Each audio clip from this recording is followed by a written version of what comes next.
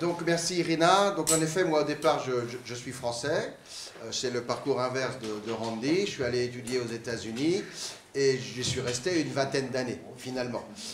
Puis je suis quand même rentré et je suis installé à Paris depuis un certain temps. Et en effet, je suis journaliste et j'ai la double nationalité aujourd'hui. C'est le président Clinton qui avait signé mon acte de naturalisation américaine, ce qui dit que ça ne date pas tout à fait d'hier.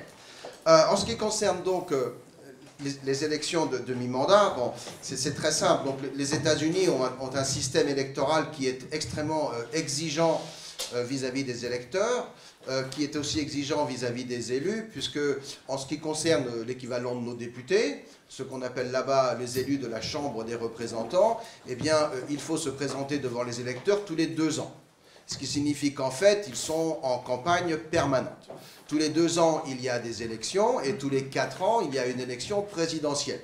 Du coup, lorsqu'on arrive à mi-mandat de la présidence, eh bien, on a la chance aux États-Unis de pouvoir renouveler l'ensemble de ces élus. En général, de l'extérieur, on met l'accent sur le Congrès, c'est-à-dire les institutions fédérales, à savoir la Chambre des représentants, qui est renouvelée dans son ensemble, 435 sièges, et le Sénat, qui lui compte évidemment 100 sénateurs, 2 par État, 50 États, 100 sénateurs, mais qui est renouvelé par tiers tous les 2 ans, puisqu'un mandat de sénateur est donc de 6 ans. Donc il y avait cette année 35 sièges, je crois, à peu près de sénateurs à renouveler. Mais en même temps, les Américains élisent ou réélisent leurs gouverneurs.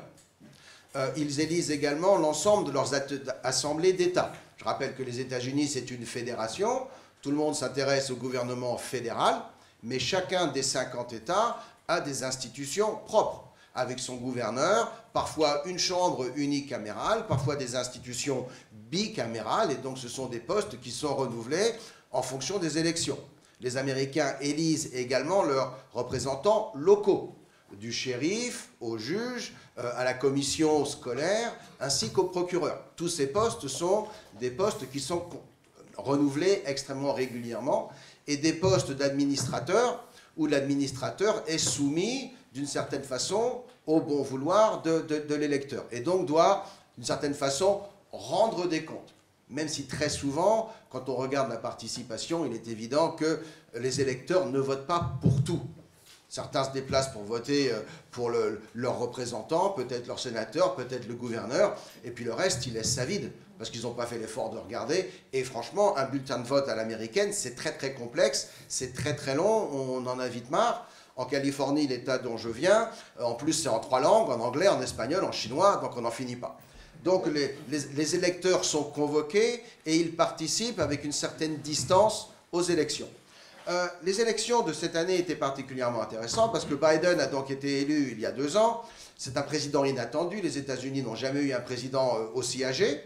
C'est un homme qui a une grande expérience. Il a été vice-président d'Obama pendant 8 ans, de 2008 à 2016, comme tout le monde le sait.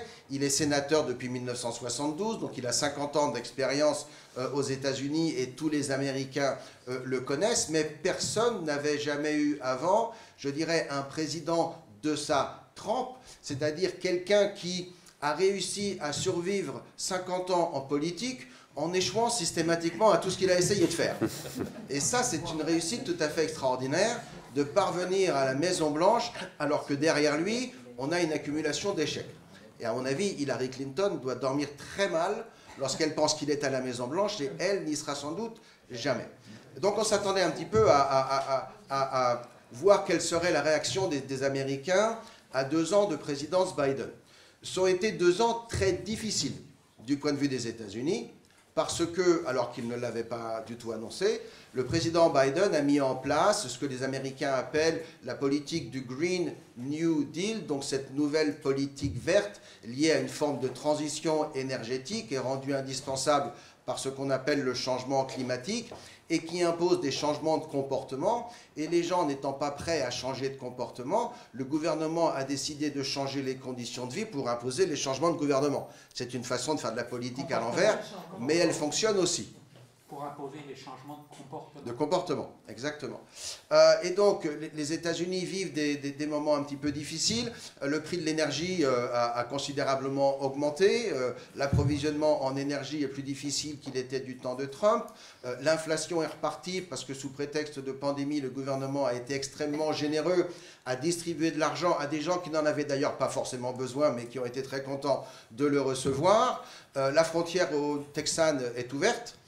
C'est le free for all, excusez-moi de mettre de l'anglais dedans, mais c'est une frontière qui n'est plus une frontière, qui est plus qu'une passoire, et c'est même, je dirais, il y a une forme d'appel d'air de la part de l'administration en place qui sollicite presque les immigrants clandestins pour leur demander de venir, ce qui crée un certain chaos dans les États frontaliers et déstabilise d'autant l'économie à différents niveaux.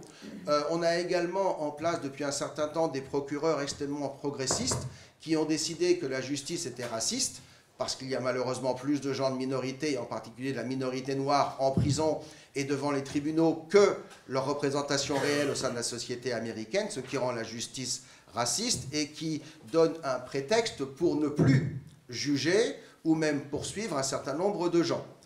Et donc on constate une explosion double de la criminalité, la petite criminalité au quotidien, le vol à la tire, le chapardage, mais les agressions, les viols, et puis la grosse criminalité, parce qu'évidemment quand la police se retire d'un quartier, eh bien ce sont les caïds qui prennent le contrôle du trafic de drogue en particulier, et celui-ci, il se solde à coup de règlement de compte, et dans la plupart des grandes métropoles américaines, les week-ends sont des week-ends sanglants, avec un nombre d'homicides qui repart à ce qu'il était du temps de la grande épidémie de crack, cette épidémie de drogue de la fin des années 80-90, lorsque la criminalité a été à son plus haut aux États-Unis. Elle était considérablement retombée depuis et elle repart à présent.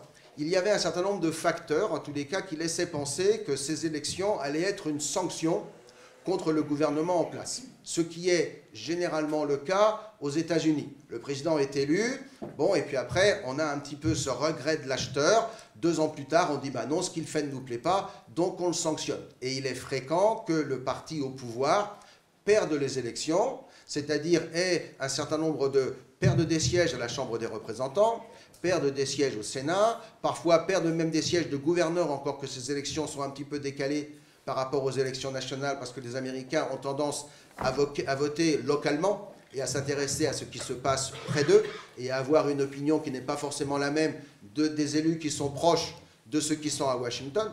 Toujours est-il que l'on s'attendait à ce que certains ont appelé une vague rouge, le rouge étant la couleur du Parti républicain aux États-Unis, et ce n'est pas ce que l'on a eu à l'arrivée. Les républicains s'en sont sortis parce qu'ils ont réussi à remporter la Chambre des représentants. Ils étaient en minorité de quelques sièges. C'était, je crois, 222 contre 213 à quelque chose. On leur avait prédit de reprendre cette majorité et peut-être de parvenir à 235, à 240, à 250 sièges, à renvoyer les démocrates en deçà de 200 sièges. Et ce n'est pas ce qui s'est passé. Je crois qu'aux dernières nouvelles, on est à 220 pour les républicains. On doit être à 216 pour les démocrates, et il y a encore deux, trois élections dont on n'a pas le résultat définitif. Donc c'est une victoire extrêmement serrée. C'est une victoire quand même, elle est importante. Par contre, les républicains n'ont pas réussi à reprendre le contrôle du Sénat. Le Sénat est à égalité, 50-50 entre les deux partis, ce qui signifie que lors d'un vote, s'il y a en effet égalité de vote, eh bien c'est la vice-présidente, Madame Kamala Harris, qui, en sa qualité de présidente du Sénat, peut apporter le vote décisif. Donc à 50-50, ce sont techniquement les démocrates qui ont la majorité au Sénat. Par contre, ils ne contrôlent pas totalement les commissions, parce que la répartition des sièges et des présidences est plus équitable, ce qui leur donne une voix un petit peu plus intéressante que s'ils n'étaient qu'à 49.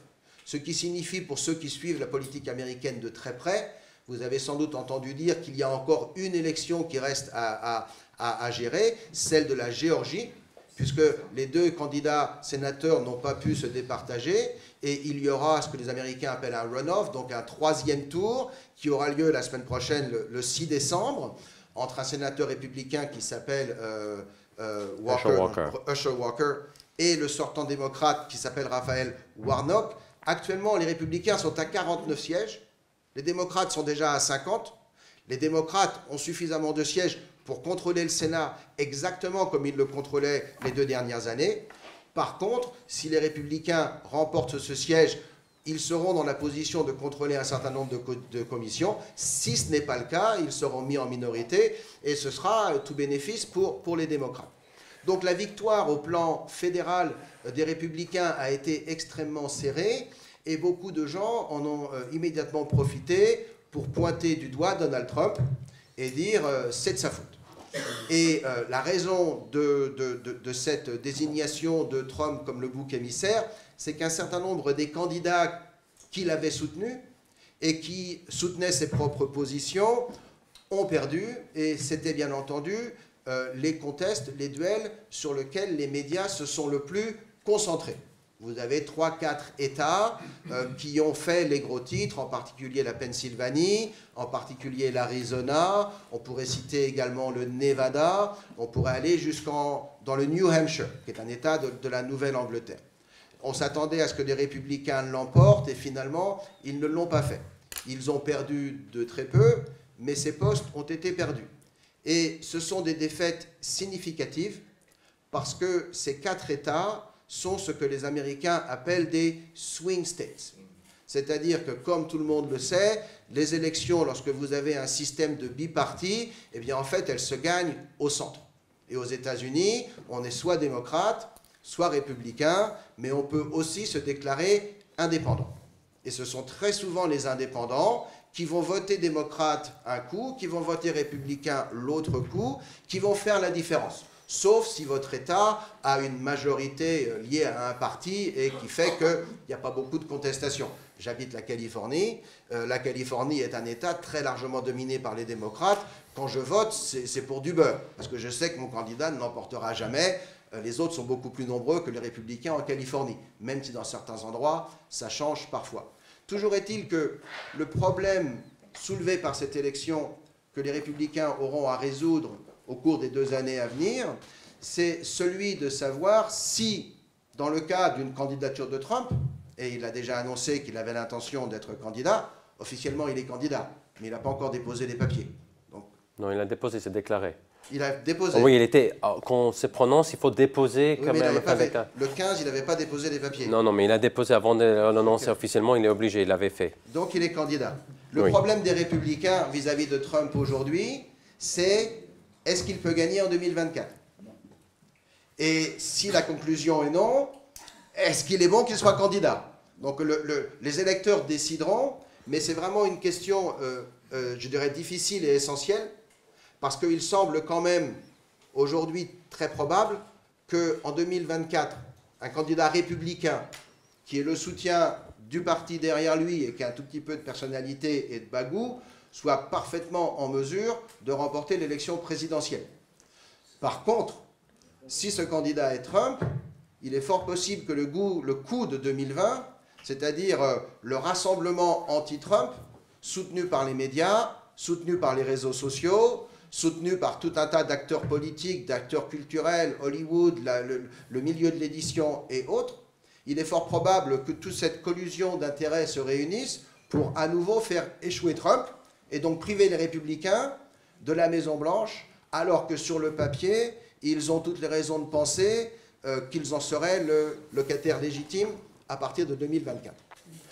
En ce qui nous concerne par rapport à ce soir et le dialogue franco-russe, je dirais, non pas pour nous rassurer ou simplement pour éviter les interrogations trop profondes, en ce qui concerne la politique étrangère américaine, sur certains points, il y existe des différences entre le Parti républicain et le Parti démocrate.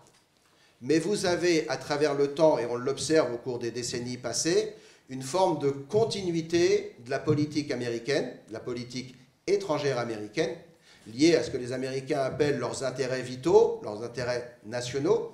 Et parfois, cette continuité, je dirais, va par-delà les divisions partisanes. Un exemple, c'est ce qu'on observe depuis maintenant une bonne dizaine d'années, depuis la fin du conflit en Irak, et surtout en 2021 avec le retrait en Afghanistan, qu'il y ait une forme de retrait de la présence militaire américaine d'un certain nombre de théâtres étrangers lointains, des guerres justifiées en leur temps par la guerre contre le terrorisme, des guerres qui n'ont pas toujours apporté les résultats souhaités, qui ont eu un coût humain et un coût, je dirais, économique très important, un coût également moral, un coût émotionnel, comme l'ont toutes les guerres.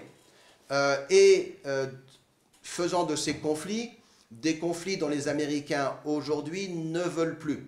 Ils ne veulent plus être impliqués sur le terrain pour une cause qu'ils ne comprennent pas ou des objectifs qui ne sont pas forcément clairs. Et Donald Trump, lui, qui a toujours été opposé à ce genre d'aventurisme, avait dès le début indiqué qu'il souhaiterait que les États-Unis se retirent d'Afghanistan. On a constaté que Biden n'avait pas inversé cette politique. Au contraire, il l'avait poursuivi avec maladresse dans le chaos dont on a tous été témoins, mais il l'a néanmoins poursuivi. L'intérêt vital des États-Unis au XXIe siècle, il est dans l'Indo-Pacifique. Pour eux, la menace existentielle, c'est la Chine. Ce n'est plus la Russie. Quelle que soit la condition économique, et je dirais quel que soit le pouvoir russe. Ce n'est pas forcément rassurant, mais ça indique une chose très claire vis-à-vis de nous et vis-à-vis du conflit actuel en Ukraine, c'est que, quel que soit le président qui occupe la Maison-Blanche, il n'est, dans l'état actuel des choses, absolument pas question d'envoyer le moindre soldat officiellement combattre en Ukraine.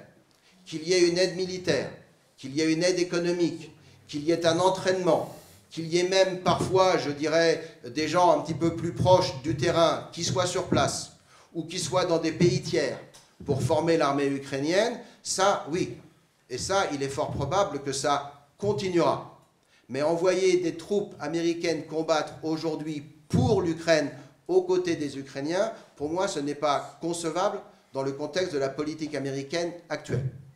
Il est, d'un point de vue général, plus envisageable qu'un président républicain aurait plus aujourd'hui l'intérêt national des États-Unis à cœur et serait donc beaucoup moins interventionniste qu'un président démocrate.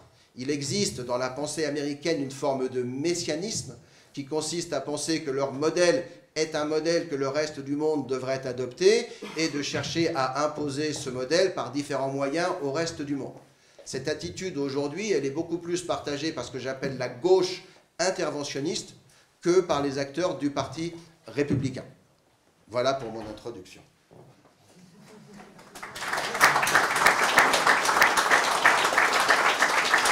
Donc, première chose, il faut savoir, les républicains, il n'y avait pas de vague comme on avait prévu. Et c'est surtout les démocrates étaient très bons en ce qu'on appelle la récolte des bulletins de vote. Ça s'appelle ballot harvesting et que nous, on ne le fait pas en Europe. Et les républicains n'ont pas joué ce jeu. Les républicains n'ont pas su mettre ça en place correctement à l'avance.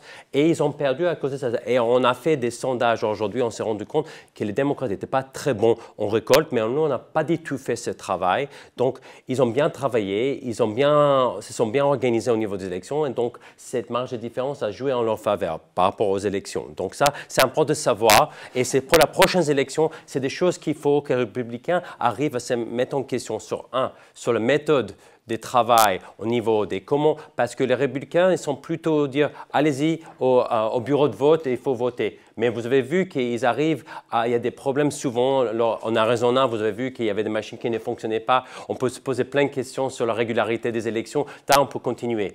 Donc ça, aujourd'hui, soit on joue leur jeu, et il faut gagner à leur jeu, soit on prend le temps, c'est-à-dire, on les conteste devant les tribunaux s'il y a une irrégularité, mais ça prend du temps. Soit on obtient la majorité dans chacun des États et on modifie les différentes règles de jeu, des lois électorales pour pouvoir faire changer. Par exemple, dans 18 États, 6 mois, 1 an avant le Covid, ils ont supprimé l'obligation de présenter sa carte d'identité. C'est inimaginable, mais les gens ne se rendent pas compte. C'est vraiment ça. Et c'est très difficile de prouver la fraude dans ce cas-là parce que quelqu'un qui peut venir. Donc, vous pouvez alléguer, mais allez les prouver. De bonne foi. Voilà, des bons points, et c'est pourquoi c'est très difficile. Pourquoi on a mis ces pare-feux en place en Europe, et on considère ça comme vraiment un problème. Donc, il y a vraiment du travail à faire à ce niveau. Alors, revenons aussi au problème ça c'était par rapport aux élections, ça aussi les candidats. Je dirais deux choses sur la composition. Donc aujourd'hui, au niveau des chambres de représentants, il faut savoir, dès qu'on a la majorité, ça veut dire qu'on a aussi la présidence de chacun des comités. Et là, ça nous donne le pouvoir de présenter les projets de loi. Quand on a 50-50, comme mon ami a expliqué, c'est au niveau du Sénat, c'est 50-50. On partage les présidences de certaines choses. Donc, ça nous donne quand même un pouvoir si on n'a que 50-50. Mais par rapport à passage de loi, il s'appelle ce qu'on appelle les filibusters. Ça, je vais l'appeler. Ça, il faut avoir 60%. Pourquoi 60%? Mais c'est que 50%. Et c'est là où je vais faire une petite explication. Et ça, c'est au sein du Parti républicain. Il y a les partis républicains divisés, je dirais, entre trois groupes. Il y a ce qu'on appelle les MAGA, Make America Great, je dirais c'est plutôt les Trumpistes. Au milieu, vous avez les républicains de Washington et l'autre tiers, c'est les conservateurs. Les conservateurs se jouent et ils trouvent quand même des choses bonnes avec Trump, ce qu'il a fait, et il se trouve, et beaucoup de conservateurs votent pour Trump. Ce qu'on a des difficultés, c'est surtout le leadership des républicains à Washington, avec M. McDonnell, qui a voté souvent avec les démocrates. Il arrive à tenir le leadership en place. McCarthy aussi, on n'est pas sûr comment il va jouer les choses, mais il a quand même une belle performance. Il a soutenu Trump à certains moments. En Californie, il a gagné des sièges, donc on considère que ça quand même, c'est bien. Mais il faut savoir, aujourd'hui, qu'est-ce qu'ils vont faire aussi avec ce pouvoir dans la Chambre des représentants. Les deux pouvoirs, c'est contrôler les budgets et faire un pouvoir d'enquête. C'est généralement les deux gros pouvoirs. Et par rapport à notre discussion aujourd'hui, comment faire par rapport à l'Ukraine? Donc, il se pose des questions souvent pendant les élections. Il se dit, qu'est-ce qui va se passer avec les républicains? M. McCarthy dit, on ne va pas faire un chèque en blanc. Ça veut dire, est-ce qu'ils vont arrêter? Non, ils ont dit, ils vont certainement poursuivre le financement de la guerre, mais ils vont contrôler l'utilisation des fonds. Et c'est vraiment ça les difficultés, et on s'est rendu compte, il y a beaucoup de services secrets qui ont expliqué, qu'on a une grande difficulté sur la transparence, il y a beaucoup d'argent, beaucoup d'armes qui partent à droite et à gauche en Ukraine, et ça pose beaucoup de questions pour l'électorat, alors on pense des milliards et des milliards pour l'Ukraine, et que les Américains entendent ça, ça les rend dingue, et dire qu'il faut garder cet argent chez nous, et les républicains disent qu'il faut investir sur les Américains par rapport à ça. Donc ça, ils vont poser des questions. Et il faut expliquer, et il avait raison de l'expliquer notre ami, notre invité, c'est que les républicains ne peuvent pas se permettre de se dire perdre la guerre face à la Russie. Est-ce que c'est parce que c'est la Russie? Non, c'est la Chine. Et je pense que votre question de dialogue aujourd'hui, ce n'est pas entre la Russie, l'Europe et les États-Unis, il faut dire c'est la Chine. La Russie, c'est le proxy. Et tout se passe par la Chine pour savoir si demain, ils regardent très bien ce qu'on fait par rapport à la Russie pour se positionner en Asie, par rapport à Taïwan. Ils regardent tranquillement. Et c'est surtout, malheureusement, et c'est un peu la phrase que je voulais commencer à le dire, malheureusement, la politique, et vous demandez par rapport à l'Europe et comment ils se positionnent, pour moi, ça commence, on récolte ce qu'on sème. Donc, cette histoire commence depuis plusieurs décennies, et je dirais, si je veux dire, il y a 20 ans. Et ça commence, je dirais, au moment qu'on a décidé de faire entrer la Chine, lui donner le statut des Most Favored Nation dans l'Organisation mondiale du commerce. C'est à ce moment-là que nos problèmes aujourd'hui sont à cause de ça, parce qu'il faut remonter à ce moment-là. Et on a changé toute notre politique économique à ce moment-là. C'est-à-dire que toutes nos industries, ça a commencé déjà pendant les années 90, mais c'est surtout une accélération qui a eu lieu à ce moment-là, que toutes nos industries sont parties de l'Europe, des États-Unis vers la Chine. Notre grande dépendance économique est partie vers là-bas. On l'a constaté au niveau du Covid, qu'on n'a plus de médicaments, plus de masques, et que même quand on avait des problèmes de masques, on avait des stocks de masques. Mais les Chinois sont tellement malins.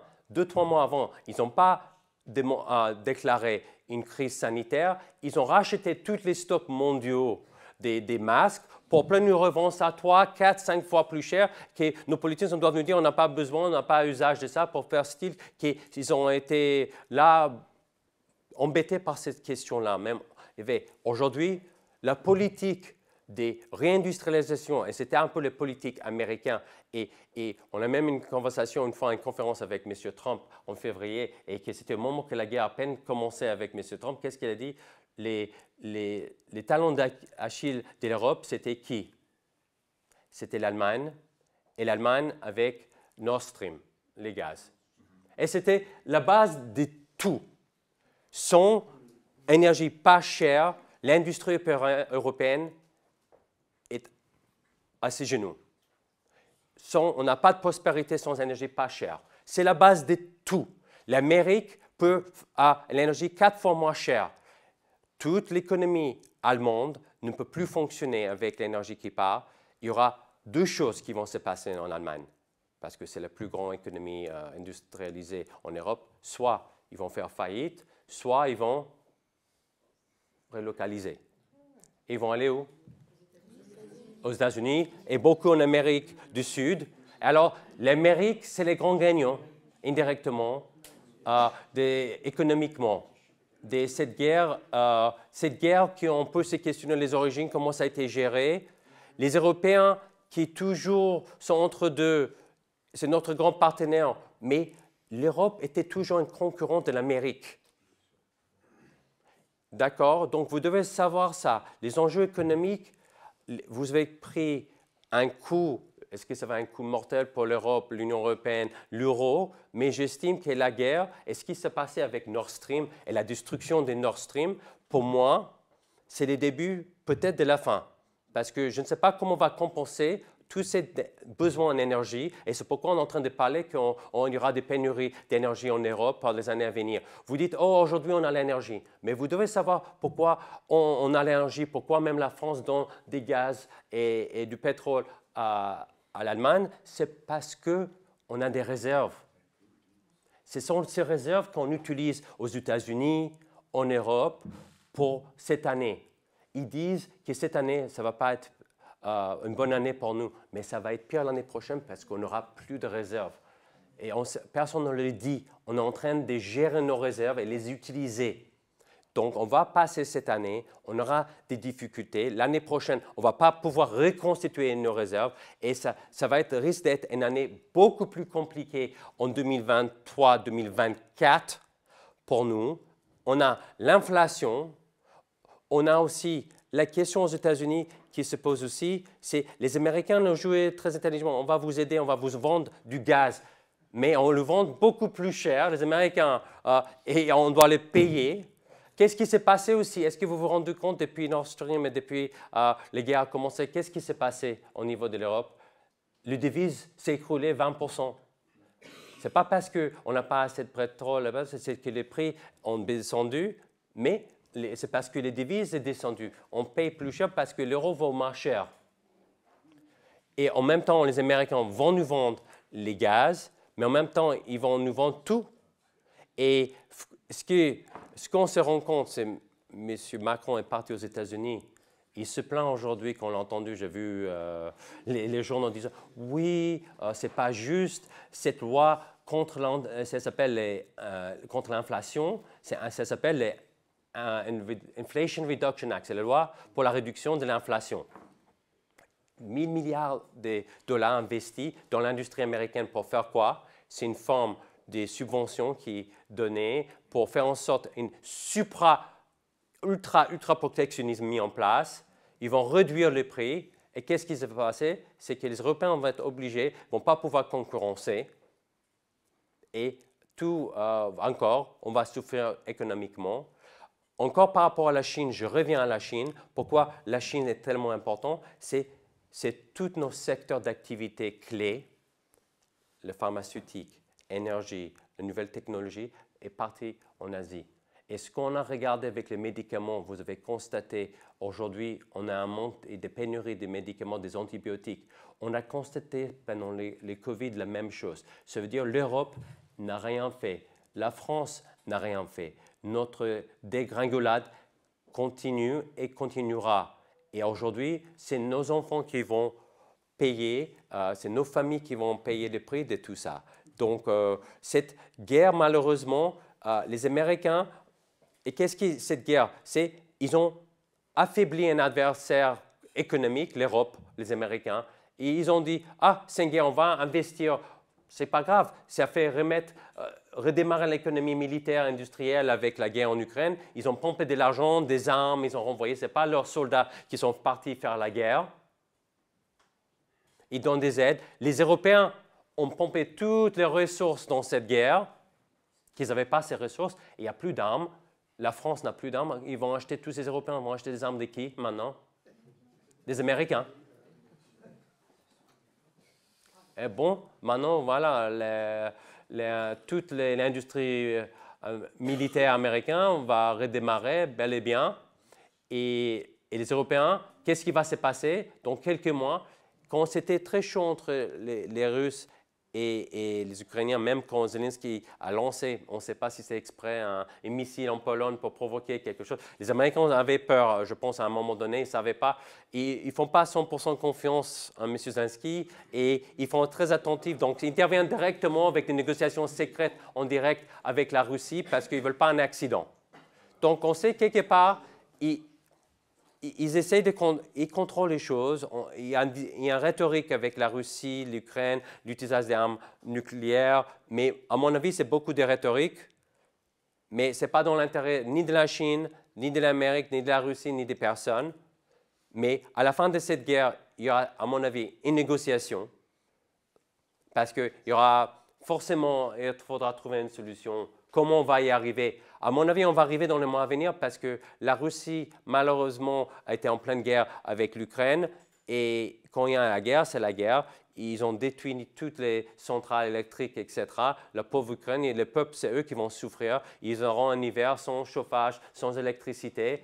Et à un moment donné, je crois, les Européens et les Américains disent on doit faire attention parce que si on va trop loin avec cette guerre, on aura des millions et des millions d'Ukrainiens qui vont venir en Europe.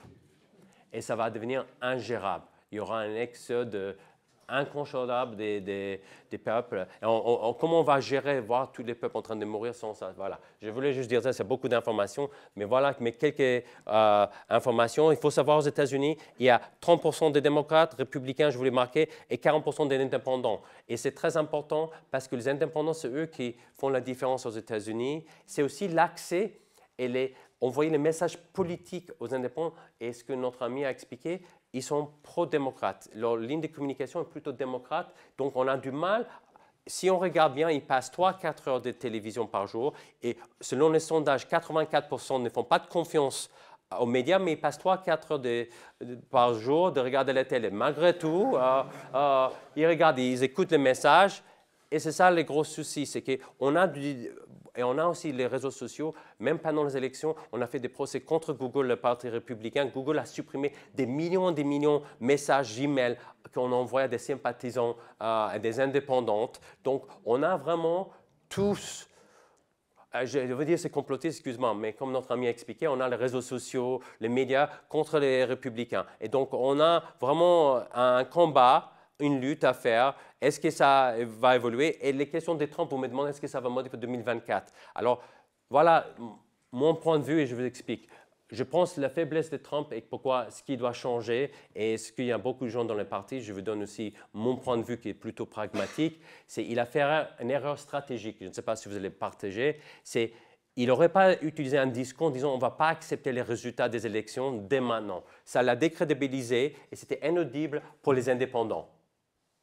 Et quasiment tous ont accepté les résultats à la fin. Donc, il ne fallait pas avoir ce discours. Si on sait qu'il y a des difficultés et des problèmes avec le système électoral aux États-Unis, on dit qu'on va être très vigilant. On a nos avocats, ils vont faire des procès si besoin. On va aller devant les tribunaux et on fera les réformes nécessaires. Mais on ne peut pas, c'est inaudible pour l'électorat américain d'entendre dire que je ne vais pas accepter les résultats d'une élection. Et c'est ça qui a fait perdre la crédibilité aux tous différents candidats de Trump et aussi à faire baisser la crédibilité de M. Trump. Donc ça, il doit abandonner. Même si on sait qu'il y avait des irrégularités en 2020, on ne peut pas avoir ce discours. Il faut les modifier pour pouvoir aller gagner les élections en 2024. Ça, c'est la première chose. Maintenant, vous vous dites, est-ce qu'il va pouvoir gagner et qui sont les autres candidats? Parce que ça aussi, ça se joue sur la politique internationale. Les seuls autres candidats, je dis, potentiels, c'est M. DeSantis. C'est les gouverneurs de Floride qui, on dit, c'est les grands gagnants des États-Unis. Les républicains ont gagné partout en Floride, même parmi les minorités, ils sont en augmentation dans toutes les minorités aux États-Unis. Les républicains, ils ont doublé, même 150% parmi les Afro-Américains, les Hispaniques. Donc, vraiment, les républicains deviennent les partis des classes ouvrières. Et c'est vraiment ça. Mais maintenant, il faut aussi modifier notre stratégie de comment on va récolter les votes, faire jouer les mêmes jeux que les démocrates. Mais le problème avec DeSantis, si avant les primaires, il décide qu'il va se présenter en tant que candidat, Trump a 25%, 30% de l'électorat derrière lui. Soit, s'il perd les primaires, il va faire en sorte que peut-être il va atteindre un troisième pouvoir au sein de l'élection et il ne va pas accepter sa défaite, il peut faire perdre les électeurs.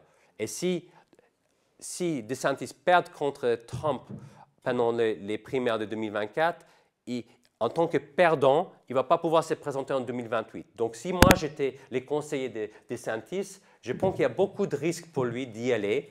Il est gouverneur de Floride, il a 5 ans, il a 4 ou 5 ans devant lui en tant que gouverneur.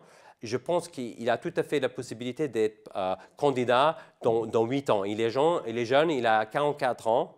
Et je pense qu'aujourd'hui, si Trump réfléchit bien à sa stratégie, s'il y a des gens autour de lui qui arrivent à le faire comprendre qu'il doit modifier sa façon de penser, comment mener cette guerre politique contre le Parti démocrate, les GAFA, les réseaux sociaux, les médias, on peut gagner. Ça ne va pas être facile, donc il y a des avantages et des désavantages, mais c'est comme ça. Et on a aussi ce qu'on appelle l'establishment, c'est ceux qui sont à Washington, qui est McDonnell, McCarthy. On doit changer un peu le leadership. C'est des personnes qui ont fait plusieurs décennies qui sont là. Ils ne font pas évoluer les choses. Ils votent souvent avec les démocrates. Donc, ça aussi, il faut faire évoluer.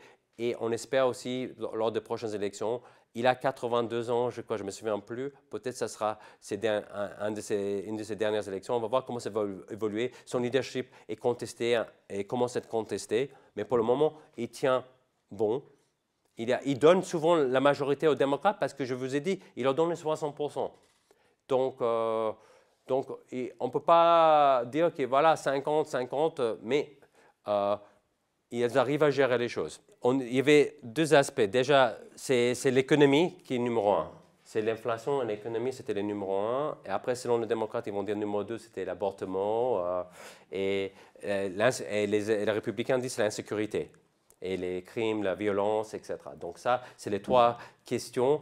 Mais encore, les messages politiques, les messages qu'ils ont pu envoyer les démocrates ont été entendus.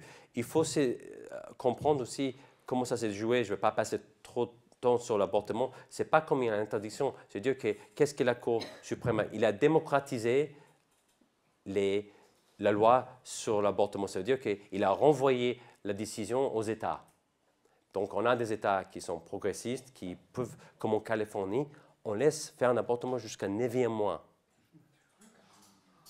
Et vous avez des États comme le Floride, qui vous avez un gouverneur conservateur, c'est 3 mois, comme la France, vous voyez. Donc, on a vraiment tout aux États-Unis. Et vous avez des États qui presque interdisent sans exception pour viol, pour problèmes de santé. Donc, il y a les 2 extrêmes. Je ne dis pas sur le côté progressiste, mais à côté aussi des extrêmes côté conservateurs qui ne reconnaissent pas des exceptions pour viol, etc. Donc, pour moi, ça me pose problème. Moi, je suis je suis un républicain, mais je suis pour l'avortement. Je vais même écrire un article spécifiquement pour, un peu comme une dédicace pour mes filles, qui une fois ils seront grands, qui disent « Oh, tu étais le président républicain, vous étiez contre l'avortement ». Non, je suis pour l'avortement. On est 40% pour l'avortement.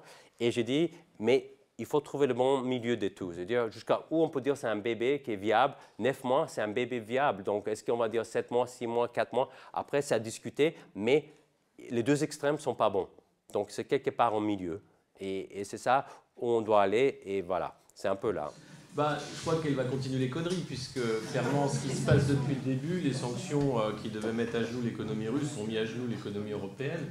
On peut se demander même si quelqu'un comme Ursula von der Leyen n'est pas un agent infiltré.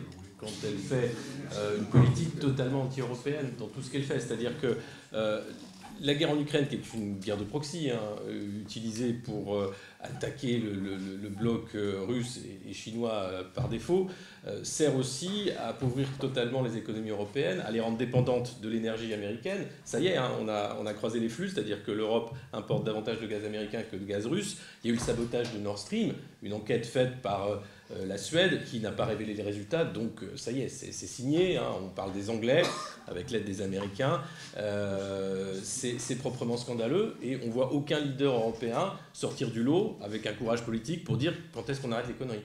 Non, on a Elisabeth Borne qui vous dit il va falloir obéir, regardez EcoWatt et puis pas trop consommer si on veut pas de coupure. Et si on coupe les écoles, les enfants n'iront pas à l'école. Voilà. Donc on est dans un délire d'abruti absolu. Et personne, ni dans les oppositions, ni au sein de la dirigeance européenne, à part un peu la Hongrie, tape du poing sur la table pour dire mais qu'est-ce que c'est ce bordel, y compris des pays qui savent très bien que sans le gaz russe, ils ne peuvent pas survivre. L'Allemagne. L'Allemagne, Olaf Scholz, la première chose qu'il fait, il va voir les Chinois, directement. À peine élu, son premier grand voyage, c'est la Chine. Puisqu'il savait que ce ne serait pas les États-Unis. Macron a droit à sa visite d'État en lot de consolation pour les sous-marins australiens, entre autres.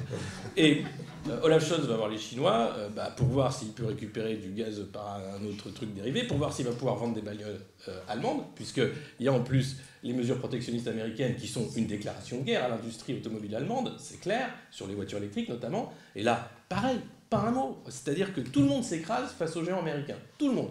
Et c'est incompréhensible. Enfin, quand on est citoyen français, quand on est au sein de ce bloc européen, on regarde le truc et on dit mais qu'est-ce qu'ils gagnent en fait? Ils finissent tous chez BlackRock à la fin? Qu'est-ce qu'on leur propose pour être aussi mauvais? Parce que je ne crois pas qu'ils soient bêtes. Je pense qu'ils sont volontairement mauvais. Non, ils sont traîtres. Oui, enfin, ils sont vendus. Bon, on peut le dire. Mais c'est le cas Jean-François Cirelli, par exemple, qui est très emblématique. J'en parle souvent, même parce que c'est lui qui a démantelé Engie. C'est-à-dire c'était GDF en fait, il en a fait Engie, puis Engie est devenu, avec le prix du marché européen, etc., explosé, ce qui fait qu'on n'a plus de champion d'énergie en France, ce qui fait qu'on arrive avec ce marché de l'énergie qui est une aberration totale, notamment pour un pays comme la France qui repose beaucoup sur le nucléaire. Et Jean-François Cirelli, en remerciement de ses services, il a fini chez BlackRock, il est maintenant président de BlackRock France Benelux. Donc c'est pas étonnant et c'est pas le seul, c'est-à-dire que les énarques ont pris goût à l'argent, à la finance et ça finit malheureusement souvent comme ça. Ce que fait Emmanuel Macron quand il fait les sommets de Choose France avec l'aide de McKinsey, en ce moment sous le coup d'une enquête pour fraude fiscale, c'est attirer des fonds étrangers notamment. On voit la collusion qu'il y a entre McKinsey et La République En Marche, entre les intérêts américains et un président français qui passe son temps à dire que il ne faut pas faire de politique nationale parce qu'il faut d'abord jouer la solidarité européenne. Donc c'est proprement, là encore, une trahison. Et ça continue, c'est-à-dire qu'on est dépossédé parce que le vote, on peut parler de démocratie, mais c'est une démocratie totalement défaillante. On est dans une plutocratie assumée où l'argent fait le candidat. Macron sort du chapeau, il fait un petit tour à Bercy avec l'aide de François Hollande et puis la manne oligarchique le crée avec les unes de médias, avec le fait que ce jeune président, la Startup Nation et tout le bullshit vendu par McKinsey pour faire de Macron un faux candidat et on l'achète. Et 5 ans après, il regagne. Et là, j'ai pas compris.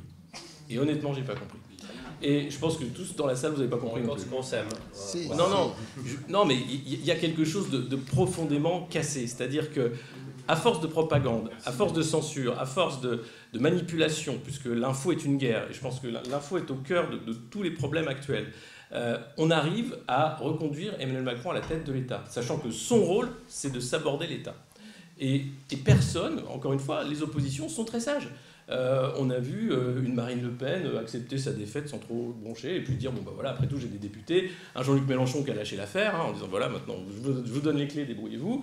Les LR, n'en parlons pas, ils hésitent à rentrer. Là je parle de politique française aussi, je pense qu'on peut en parler.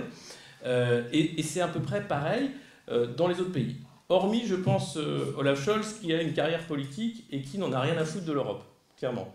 Lui, il a compris, c'était un jeu, ça marchait bien. Le moteur franco-allemand n'a jamais vraiment existé. Le coup franco-allemand, c'est une blague. Et là, c'est officiel. Voilà, la rupture est faite. Alors, les Français continuent de jouer le jeu. Hein. On a dit qu'on va filer du gaz à l'Allemagne parce que si l'Allemagne s'effondre, on s'effondre aussi. Mais les Allemands n'ont pas répondu en disant « Merci, c'est sympa. On vous filera des trucs, on verra. » Il n'y a aucun deal officiel, en fait. Et puis après, il y a la danse du ventre avec les pays gaziers d'Afrique du Nord, évidemment, pour récupérer. Et puis maintenant, la protection des pipelines en Méditerranée, notamment, parce qu'il ne faudrait pas qu'il y ait un sabotage. mais c'est pas sûr que ce gaz-là va suffire à remplacer le gaz russe. Et puis sur la guerre en Ukraine, on voit bien que les Américains y investissent énormément. Il y a plus de milliards qui ont été dépensés depuis le début de cette guerre en Ukraine que pendant tout le temps de l'occupation de l'Afghanistan. Donc c'est une priorité majeure pour les raisons évoquées, la vente d'armes, la mise sous tutelle de l'économie européenne, et puis derrière des réseaux de toutes sortes, notamment de trafic, enfin de flux financiers assez importants, sans qu'on sache finalement où va cet argent. Et ça, c'est extrêmement grave. Et derrière, vous avez Ursula von der Leyen qui vous parle des valeurs européennes, main sur le cœur, qui veut un tribunal maintenant pour juger des crimes de guerre, qui a parlé de 100 000 morts au sein des forces armées ukrainiennes, et puis qui a censuré sa sortie, hein, parce que 100 000 morts, ça fait beaucoup, on se rend compte que c'est une guerre, oui, qui est extrêmement meurtrière.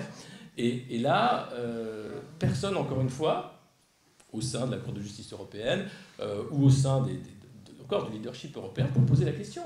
Est-ce qu'on pourrait avoir des fléchages? Est-ce qu'on pourrait savoir où ça va quand même, monsieur Zelensky? Allô? Non, à la place, on a Sean Penn qui va en t-shirt filer un Oscar en disant tiens, tu me le rendras quand tu auras gagné la guerre. Ah mais c'est dingue. Non mais c'est-à-dire que c'est proprement dingue. Et nous, enfin, alors vous avez une partie des journalistes qui font un travail de petits télégraphistes, c'est-à-dire qu'on leur donne les éléments de langage et puis ils vont les redonner. Hein. C'est le coup des cheminées hein, qui ont été montrés par France 2 comme étant des missiles russes. C'est-à-dire que c'est ni fait ni à faire. Là encore, on a un travail de sape qui n'est pas de l'information, qui est de la propagande. Et en guerre, la propagande, c'est une arme, et on le sait bien. Et les deux camps vont en utiliser. Et c'est normal. Maintenant, la censure aussi est extrêmement grave. Ce qui se passe avec RT France, notamment, je sais de quoi je parle puisque j'y travaille, c'est hors de tout cadre légal. Or, la force de l'Europe, c'est l'état de droit. Et là, Ursula von der Leyen, d'un claquement de doigts, avec l'aide de tous les leaders européens, encore une fois, a dit « Bon, maintenant, vous me censurez cette chaîne sur tout le territoire européen. » Et là encore, tout le monde a fait « Oui, oui, oui. » Mais c'est dingue. Et donc, c'est une première censure. Il y en aura d'autres, hein, évidemment. On voit toute l'attaque qu'il peut y avoir sur des médias indépendants, sur la difficulté aussi d'avoir un son de cloche différent par rapport à la couverture du conflit en Ukraine. Et ça, c'est inacceptable quand vous êtes journaliste. C'est pas, il faut avoir la vue des deux camps pour savoir de quoi on parle, spécialement en guerre, puisque la propagande fait que c'est encore plus difficile d'avoir accès à l'information. Or là, encore une fois, vous avez des chaînes qui se sont mises mais en mode propagande, on-off, comme LCI, qui, du matin au soir, va expliquer que Poutine est malade, il va bientôt mourir, que l'armée russe a déjà perdu, que ça y est, Zelensky va rentrer dans Moscou peut-être la semaine prochaine, si tout se passe bien. Enfin, si vous regardez LCI, c'est à la limite ça, quoi. Et donc, bon, ok, mais les gens qui regardent ça sont dans un univers parallèle parce que c'est plus de l'info. Et ils ne se rendent pas compte. Et c'est extrêmement grave parce que pour avoir accès à de l'information de qualité, c'est du travail, c'est aussi faire un effort intellectuel et pas simplement regarder des chaînes d'opinion qui ne sont pas des chaînes d'information. Et là, on pourrait se poser la bonne question. Qu'est-ce que c'est que ces sanctions européennes qui font un mal de chien à l'économie européenne? Pourquoi personne ne remet en cause ces sanctions? Pourquoi on n'a pas toujours avancé sur le cas von der Leyen et ces SMS échangés avec Albert Bourla qui sont graves par rapport aux millions et aux milliards engagés dans la politique vaccinale? Et tout est à l'envi. Mais visiblement, ce n'est pas une priorité pour personne. Nord Stream, pourquoi aujourd'hui il n'y a pas un média qui appartient à Xavier Niel ou n'importe qui, ou même ne serait-ce que la BBC, qui va taper du poing sur la table? On veut savoir qui a fait péter ce pipeline. C'est notre boulot. Le peuple a besoin de savoir. Non, silence, circuler, rien à voir. Non, c'est... Oui, les Russes, ils disent que c'est les Anglais, mais non, nous, on dit que c'est les Russes. Donc, c'est dingue. Et les gens se contentent, en fait, de ce brouillard et de cette propagande. Et ça fait que la guerre peut durer longtemps, malheureusement, puisqu'elle est basée sur des non-faits. Que l'Europe... Ils sont tristes, c'est tout le monde, c'est ça ce qui est le plus... Oui, c'est terrible, des deux côtés, et c'est pour ça que de toute façon la guerre se finira autour d'une table avec des négociations en termes de frontières et en termes de... Voilà, après, je ne sais pas combien de morts qui auraient pu être évités, Et là, le plus grave, c'est le déni politique et économique des élites qui font croire que tout va bien, avec des réserves de gaz évidemment et d'énergie qui vont aller en s'amenuisant, avec le problème des centrales nucléaires en France qui n'est pas réglé aujourd'hui, avec un patron d'EDF d'ailleurs qui vient d'arriver, je parlais de Cirelli, mais le nouveau patron d'EDF, lui, était chez Bank of America Merrill Lynch quand GE a racheté Alstom. Donc on sait très bien pourquoi il est mis là également, démanteler EDF également. Et là encore, c'est le fait du roi, puisqu'il est nommé, EDF doit être renationalisé entre guillemets pour pouvoir faire que nous payons avec nos impôts la maintenance des centrales et le démantèlement finalement d'une filière nucléaire qui pouvait fonctionner. Et donc, on est avec un Bruno Le Maire qui explique que non, ça se passe très bien, ne vous inquiétez pas, il n'y aura pas de récession. Le dollar bénéficie de la guerre, comme à chaque guerre de toute façon. L'euro est une monnaie en faillite, avec l'argent magique de la BCE qui a créé l'inflation. Christine Lagarde, qui nous expliquait que c'était un petit dôme d'inflation, nous explique maintenant qu'on n'est pas encore au pic. Bon, le petit dôme, c'était en février, je crois, juste avant la guerre en Ukraine. Et donc, ces gens-là, qui sont faussement incompétents, qui se rendent incompétents parce que s'ils avouaient en fait la politique qui est une politique idéologique de déni, continuent en fait pour gagner du temps, mais je ne pense pas que ça peut tenir longtemps. Les faillites vont arriver, l'hiver va être difficile dans certains pays, y compris en France je pense, et puis derrière, c'est 3 000 milliards de dettes pour la France. Voilà, avec bien sûr la note bien sûr auprès des investisseurs qui tient des agences de notation américaines pour être sûr qu'on puisse encore s'endetter pour rembourser la dette, c'est-à-dire que c'est un tonneau des Danaïdes et on est coincé avec cette politique du chèque, un petit chèque pour acheter du bois, un petit chèque pour aller à la pompe, un petit chèque pour sauver votre entreprise, un gros chèque pour sauver cette belle entreprise aussi, mais c'est de l'argent qui sort d'où en fait? Et qu'est-ce qu'on va faire de ces 3 000 milliards de dettes avec un déficit de la balance commerciale. Enfin, voilà. Donc, si vous regardez le tableau, si vous êtes Bruno Le Maire, normalement, vous allez à la télé, tout livide, et vous dites, bon, j'ai pas de plan, mais globalement, ça va mal se passer. Non, il arrive, il fait, non, c'est super, ça va bien se passer. Alors, on va croire que ça va bien se passer. Le gros de Bézieux, il dit quoi? Il dit que ça va mal passer.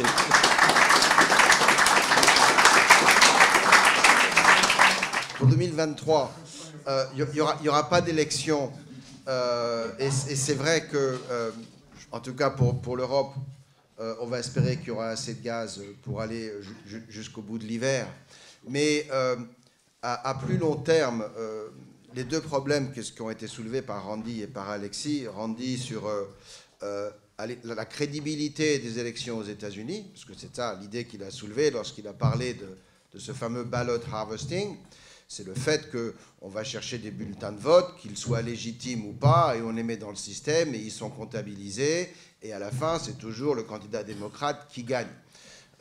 C'est un fait majeur et important aux États-Unis, dans la mesure où, même si il y a toujours eu quelques fraudes ici ou là, et on a toujours un exemple dans le passé, qui était l'élection de John Kennedy, en 1960, où il avait réussi à l'emporter de peu, en partie grâce au vote de l'Illinois et en partie grâce au vote de la ville de Chicago, qui était géré par un maire qui s'appelait à l'époque Richard Daley, qui était un grand ami de la famille Kennedy, et qui lui avait sorti de son chapeau 70 000 votes là où il en avait besoin. Et tout le monde, enfin non, on avait un petit peu fermé les yeux sur cette affaire-là, mais disons qu'à part ce petit coup d'éclat, les élections américaines étaient crédibles. Et dans un système qui se veut démocratique, il est évident que la crédibilité des élections est essentielle.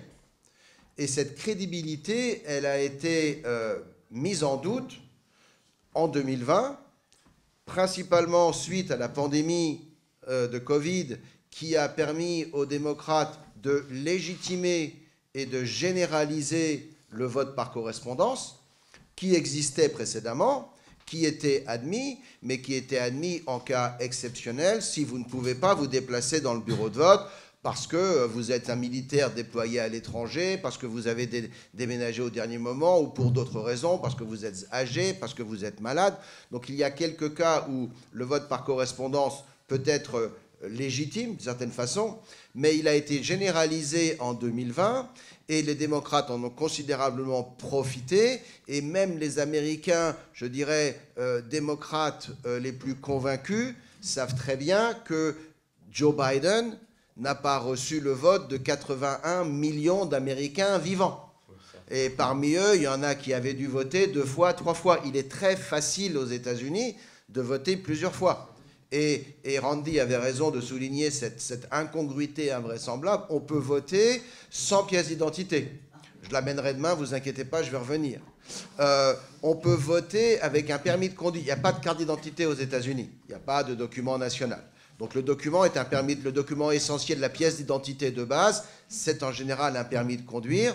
Un certain nombre d'États aujourd'hui vous inscrivent automatiquement sur les listes électorales lorsque vous demandez un permis de conduire. On ne vous demande pas de certificat de naissance pour passer un permis de conduire. Ce qui signifie qu'aux États-Unis aujourd'hui, il est plus que probable qu'il y ait plusieurs millions d'électeurs qui n'ont même pas la nationalité américaine.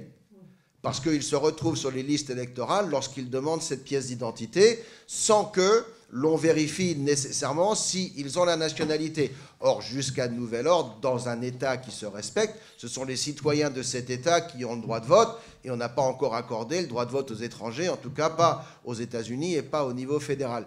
Donc là, il y a un problème de crédibilité qui est extrêmement dangereux, parce que c'est la source de toute radicalisation. Si vous êtes convaincu que le système est biaisé contre vous, et que même si vous votez, et que vous êtes une majorité à partager un certain nombre de points de vue, mais que vos candidats sont systématiquement battus, quelle autre voie avez-vous que celle d'une forme de radicalisation et de violence?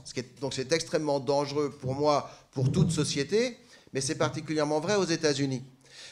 Ce que soulevait Alexis était un problème proche que nous avons en Europe, qui n'est pas celui de la crédibilité du système électoral, mais qui est celui, je dirais, du vote par défaut. Comment est-ce que Macron a été réélu? Tout simplement parce que Marine Le Pen, elle, n'a pas été élue. Et parce que Marine Le Pen ne peut pas être élue. Et tant que la droite française n'aura pas compris qu'il faut faire l'union des droites pour réussir à battre la gauche, ce sera la même chose. La gauche l'a compris il y a 50 ans, François Mitterrand, et en plus, ça lui a permis d'écraser le Parti communiste et de faire du Parti socialiste le premier parti de France pendant une petite quarantaine d'années. Alors qu'en 1970, quand le Parti socialiste propose l'union de la gauche, vous êtes tous très jeunes, donc vous ne le savez pas, mais en 1970, quand Mitterrand propose l'union de la gauche, le Parti communiste est à 28, le Parti socialiste est à 18% des voix. Donc le Parti communiste, c'est le grand de l'union. Et puis, 10 ans plus tard, c'est l'inverse. Il y a 3 ministres communistes, et puis 10 ans plus tard, il n'y a plus de parti communiste, et il n'y a plus de ministres communistes au gouvernement, à part une petite frange qui réussit à survivre parce qu'il y a des subventions et des gens qui ont ça sur le cœur.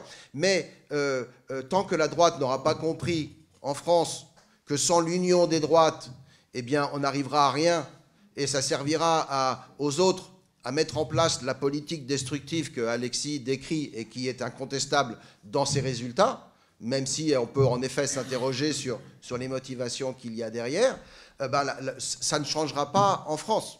Donc,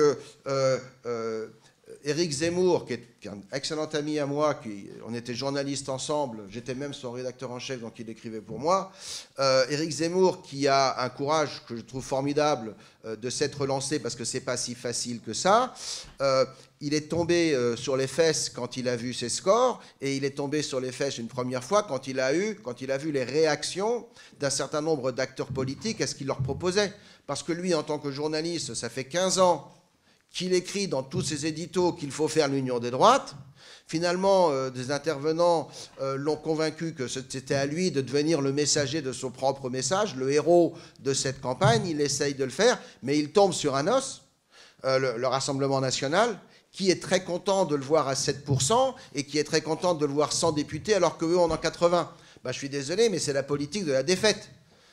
Que le Rassemblement national, je suis très content pour eux qu'ils aient finalement réussi à avoir une représentation, je dirais, parlementaire à la hauteur de leur représentation réelle au sein de la population depuis 30 ans, ce qu'ils n'avaient pas jusqu'à présent, mais qu'ils se contentent de ça sans comprendre qu'ils se condamnent à un échec et à une minorité permanente, je trouve ça absolument aberrant. Donc peut-être qu'il y a un espoir politique à mettre en avant en 2023 en France, c'est que finalement la droite, la vraie droite, se réveille et comprenne ce que signifie le mot union, et que c'est comme ça qu'on pourra parvenir à mettre en place des candidats qui auront des politiques peut-être un petit peu moins destructrices que ceux qui sont en place depuis un certain temps.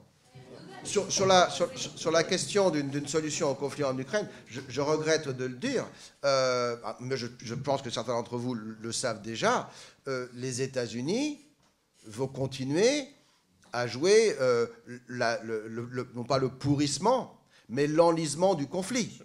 Les États-Unis n'ont aucun intérêt à ce que ce conflit cesse demain, quel qu'en soit le coût humain. Pour eux, ce conflit est une aubaine.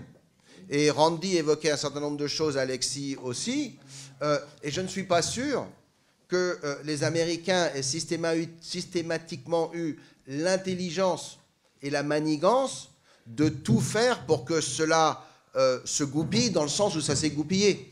C'est-à-dire que même l'Américain, je veux dire, comment est-ce qu'on dit, planifier ce conflit dans ses détails, dans son déclenchement, dans sa progression, même si les Américains, d'une certaine façon, ont, c'est vrai, piégé Poutine, il y a un argument qui va dans ce sens-là qui est indéniable, ils ont reçu un cadeau absolument phénoménal de sa part. Et quelque part, à un moment, quand on reverra l'histoire en arrière, on verra, mais je pense que des historiens vous diront qu'il y a eu, malgré tout, une miscalculation. Il y a eu soit de mauvais renseignements ou de mauvais conseillers, soit l'absence de conseillers et une forme d'aveuglement, soit un emportement qui tienne à d'autres causes. Mais ce conflit est la pire décision de toute la présidence de Vladimir Poutine. Et ça ne fait aucun doute pour personne. Sur le plan humain, sur le plan stratégique, sur le plan militaire, sur le plan économique. Et les Américains ont vu ça tomber dans leurs mains, mais ils ont dit, mais c'est du pain béni. Et en plus, on a les moyens de faire en sorte que les Ukrainiens résistent. Et voilà notre adversaire, qui d'ailleurs n'était notre adversaire que d'hier, mais qui continuait malgré tout à être une sacrée épine dans le pied, parce qu'on sait très bien que sur cette planète, il y a un ordre international dirigé par les États-Unis, un ordre international qui est aujourd'hui défié par la Chine, qui souhaiterait mettre en place un autre ordre international, mais il y avait ce troisième acteur également en faveur d'un autre ordre international, qui était Vladimir Poutine, et voilà que Vladimir Poutine s'est mis dans une condition de ne plus pouvoir participer à ce petit trio. Et les Américains, ils ont tout intérêt à ce que ça continue. Donc ça, c'est encore plus tragique d'une certaine façon, mais je crains fort, quand vous posez la question qui va négocier avec Poutine, et la réponse est mais pourquoi négocier?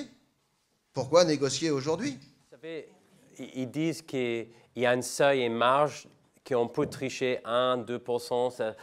Il y a plein d'experts qui en parlent. C'est ça la grande différence qu'aux États-Unis, ils disent. Dès qu'on dépasse cette marge, on a de très bonnes chances de gagner. Donc, il y a toujours ces risques qu'on dit, c'est pourquoi il faut gagner par une marge très importante, parce qu'il y a ce risque, il y a un peu de problèmes avec le système informatique, on ne sait pas. C'est très difficile.